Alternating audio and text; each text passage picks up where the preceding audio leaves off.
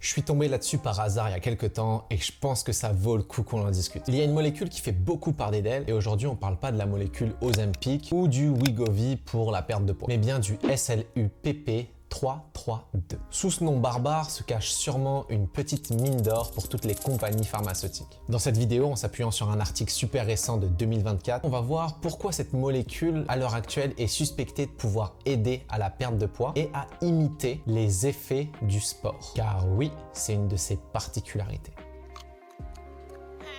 Quoi de neuf, docteur? Salut, c'est Tim, étudiant en doctorat en sciences du sport. Aujourd'hui, on se retrouve pour parler de cette fameuse molécule SLUPP 332 qu'on va rapidement abrévier en SLUP parce que ouais, je l'ai décidé comme ça. Tout d'abord, ce qu'il faut savoir sur cette molécule, c'est que c'est un agoniste synthétique du récepteur orphelin lié au récepteur de l'œstrogène, autrement appelé ERR. Dans ce cas-ci, le terme agoniste signifie qu'il va activer un récepteur spécifique, ici le récepteur ERR.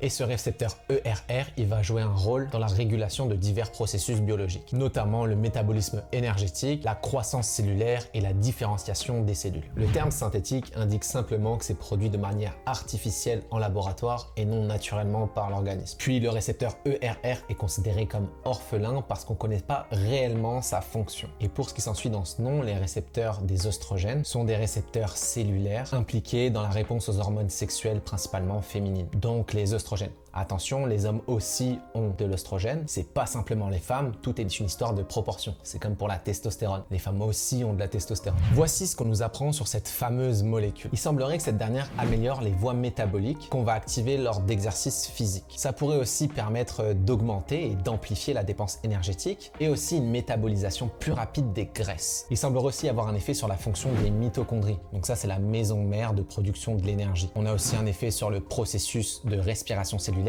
à l'intérieur du muscle squelettique. À l'heure actuelle, ça n'a pas été testé chez les humains, mais bien chez les souris. Et ce qu'on remarque, c'est une amélioration significative des exercices d'endurance réalisés chez ces souris-là. Donc en gros, si c'est capable d'aller activer certaines molécules permettant de te rendre beaucoup plus endurant, en plus de ça, oxyder des graisses, diminuer le stockage des graisses et aussi augmenter ta dépense énergétique, cela signifie que ça pourrait potentiellement améliorer ta performance en général. Et tu peux bien sûr y voir énormément d'applications si tu as un petit peu d'imagination. On passe à présent à l'aspect un peu plus technique pour aller regarder pourquoi cette molécule est extrêmement prometteuse et pourquoi elle risque de se faire cut down par tous les organismes sportifs, notamment l'Agence mondiale antidopage, si un jour elle fait son apparition sur le marché. Tout d'abord, sa relation particulière vis-à-vis des voies métaboliques. On l'a compris au début, les ERR vont pouvoir aller jouer sur le métabolisme énergétique et agir précisément sur certaines cellules. Et ça, il semblerait que c'est assez bien démontré que les récepteurs ERR alpha et gamma, reliés donc à l'œstrogène et non synthétiques, cette fois-ci produits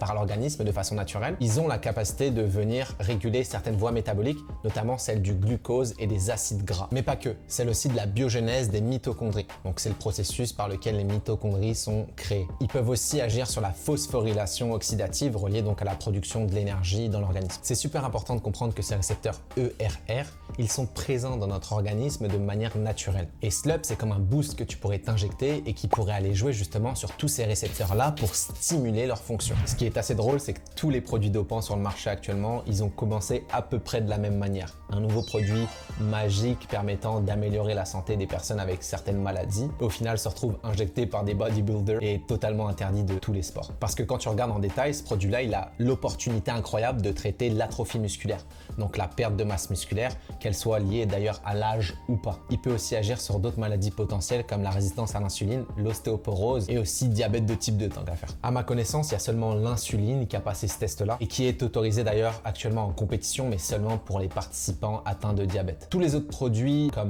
l'ostarine ou les autres SARMs qui avaient des potentiels bénéfices pour l'atrophie musculaire chez les personnes souffrant de cancer se sont fait caler assez rapidement, en plus de ne pas avoir d'ailleurs passé des tests cliniques pour pouvoir être commercialisés sur le marché et consommés par les humains. Et là, avec le SLUP, il y a de fortes chances qu'il se passe exactement la même chose. On passe à la deuxième partie de cet article-là avec les bénéfices du SLUPP 332 en comparaison à l'exercice physique. Ce qu'on remarque, c'est que le principal bénéfice quand tu prends ça, c'est que tu n'as pas d'augmentation de la faim, contrairement à ce qui se produit quand tu fais une activité physique et donc tu as une dépense énergétique plus importante et où par conséquent tu vas avoir envie de manger beaucoup plus. Malgré tout, cette molécule-là, elle permet quand même d'amplifier ta dépense énergétique et de métaboliser plus de graisse, donc d'utiliser plus de gras, le combo parfait quoi. T'as quelques études qui rapportent zéro effet secondaire, mais encore une fois, fonce pas la tête baissée dans n'importe quoi, ça a jamais été testé encore sur les humains, mais seulement sur les souris. Et avant que ça fasse son apparition sur le marché, je peux te dire qu'il va falloir beaucoup plus d'informations à ce sujet-là. Voici ce qu'on sait à l'heure actuelle sur les effets à court terme. Il semblerait donc pas y avoir d'effet secondaire chez la souris, pas d'impact sur l'appétit ou la quantité de nourriture que tu peux consommer.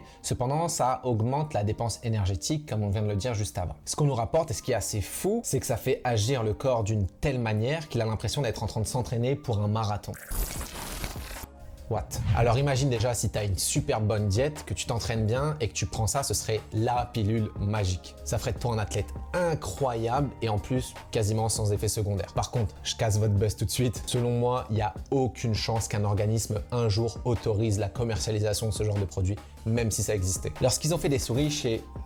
Lorsqu'ils ont fait des études chez des souris obèses et qu'on leur donne le produit 2 fois par jour pendant 1 mois, suivi d'une période de transition de 28 jours sans consommation du produit, eh bien les souris qui avaient consommé la SLUP pesaient moins que les autres souris qui n'avaient pas pris de SLUP. Les résultats en chiffres, c'est quoi? Eh bien pour une même diète donnée aux 2 groupes de souris, celles avec le produit ont gagné 10 fois moins de gras et ont perdu 12% de leur masse corporelle, donc de leur poids. À l'heure actuelle et dans les années qui vont venir, là où on va voir le plus d'études sortir, c'est surtout sur les maladies, type diabète de type 2 et autres problèmes cardiovasculaires. On nous rapporte aussi potentiellement des études avec des personnes ayant des problèmes rénaux, stéatose hépatique, non alcoolique ou syndrome du foie gras et d'autres maladies cognitives. On passe maintenant aux effets à long terme qui ont été observés à la suite de la consommation de SLUP. Parce que à court terme, c'est sympa, mais à long terme, c'est vraiment ça qui nous intéresse. Comme je vous l'avais dit au début, sans surprise, il y a très peu d'études qui l'ont fait étant donné que c'est tout nouveau. L'objectif, vu que ça a déjà été testé sur les animaux, ça va être de l'introduire chez l'humain de manière aiguë, en petite dose et au fur et à mesure des années,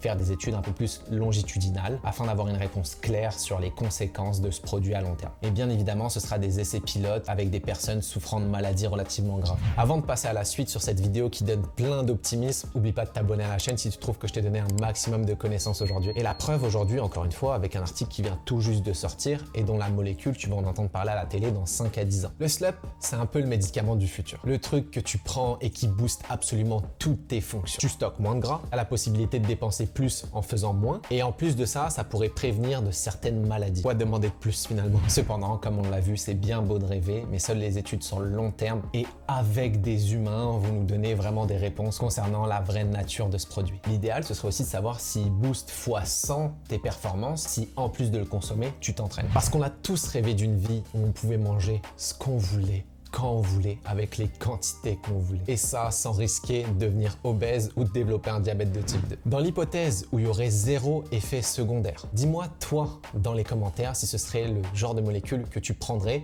même si ça ferait en sorte que tu serais plus nati, donc naturel dans tes performances sportives. Vraiment curieux de vous lire, lâchez-vous dans les commentaires. Encore merci d'avoir regardé cette vidéo et on se retrouve très vite pour parler de sciences du sport car la science évolue vite, te laisse pas dépasser.